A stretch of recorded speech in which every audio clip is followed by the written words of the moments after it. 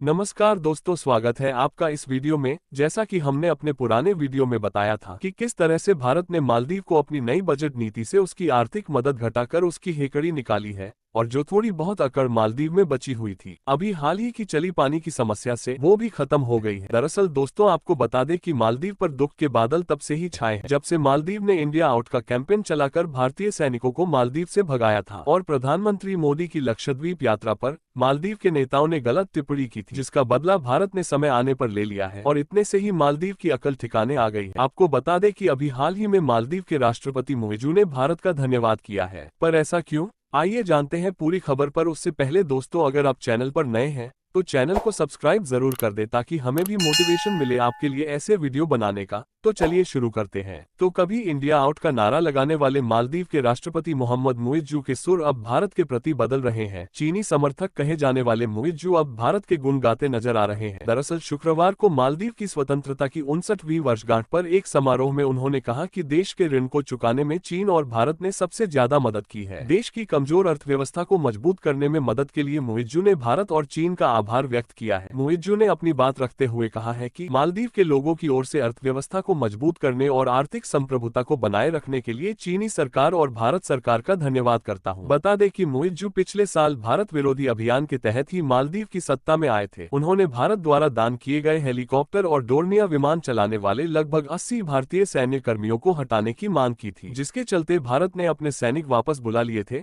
उसके बाद मुइज़्ज़ू सरकार के नेताओं ने प्रधानमंत्री मोदी के लक्षद्वीप यात्रा को लेकर अनाप शनाप टिप्पणी कर दी थी, जिसके बाद से ही मालदीव की उल्टी गिनती शुरू हो गई और भारत की जनता ने बॉयकॉट मालदीव ट्रेंडिंग हैशटैग चलाकर मालदीव को आर्थिक रूप से बहुत नुकसान पहुंचाया था। आपको बता दें दोस्तों कि मालदीव एक टूरिस्ट क्षेत्र है जिसका ज्यादातर कारोबार इन टूरिस्ट के जरिए ही चलता है और इस घटना के बाद मालदीव में टूरिस्ट की कमी में भारी गिरावट आई थी और ये गिरावट और भारी न हो जाए इसके लिए बाद में मुइज़्ज़ू सरकार ने भारत के साथ दुश्मनी के परिणामों को समझकर दोनों देशों के आपसी संबंध सुधारने पर काम करना शुरू कर दिया था, जो कि अभी हाल में देखने को मिला प्रधानमंत्री मोदी के शपथ ग्रहण समारोह में, जिसमें मुइज़्ज़ू भी मौजूद थे। खैर, अब मालदीव ने अपनी क्षमता को समझते हुए डोर्नियर विमान और हेलीकॉप्टर का इस्तेमाल फिर से चिकित्सा निकासी सेवाओं के लिए शुरू कर दिया है और इसके लिए भी भारत का धन्यवाद किया है। हालांकि उनकी ये दोस्ती कितनी पक्की है कुछ कहा नहीं जा सकता। दरअसल दोस्तों, बात यह है कि मुइज़्ज़ू एक चीन समर्थक नेता है और सत्ता संभालने के बाद उन्होंने चीन के साथ मालदीव के संबंधों को आगे बढ़ाने में ज्यादा उत्सुकता दिखाई थी। इस साल की शुरुआत में ही उन्होंने चीन का दौरा किया था, जिसके दौरान दोनों देशों ने अपने संबंधों को रणनीतिक साझेदारी तक ले जाने का फैसला किया था। उन्होंने बीजिंग के साथ सैन्य मदद समझौते किए थे और 20 अन्य समझौतों पर भी हस्ताक्षर किए थे और उनके इन समझौतों से भारत को बहुत परेशानी हुई थी, क्योंकि मालदीव भारत का सबसे करीबी पड़ोसी है और रणनीतिक रूप से हिंद महासागर में स्थित है। मालदीव के इस फैसले के बाद चीन हिंद महासागर में उथल पुथल मचा रहा है। इसके अलावा मुइज़्ज़ू ने चीन के उन जहाजों को भी मालदीव के जल क्षेत्र में आने की अनुमति दे दी थी जिन्हें जासूसी जहाज माना जाता है, जबकि श्रीलंका ने उन पर 1 वर्ष के लिए प्रतिबंध लगा दिया था। लेकिन घबराने की बात नहीं है दोस्तों,